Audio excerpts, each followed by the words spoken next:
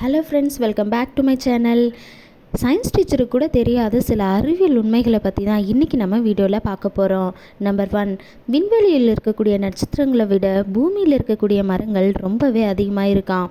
NASA வல்லுநர்களின்படி நமது பால்வெளி மண்டலத்தில் 100 billion முதல் 400 பில்லியன் வரைக்கும் நட்சத்திரங்கள் இருக்குதாம்.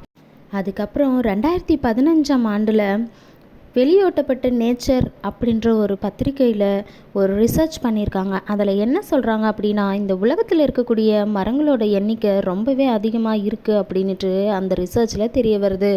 அதாவது 3.04 ட்ரில்லியன் மரங்கள் இருக்குது அப்படின்ட்டு சொல்கிறாங்க.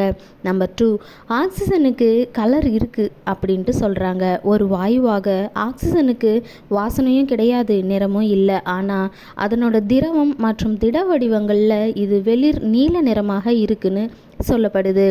நம்பர் 3, உங்களுக்கு ஒரு விஷயம் தெரியுமா? கெமிஸ்ட்ரியில் நம்ம பீரியாடிக் டேபிள் படிச்சிருப்போம்.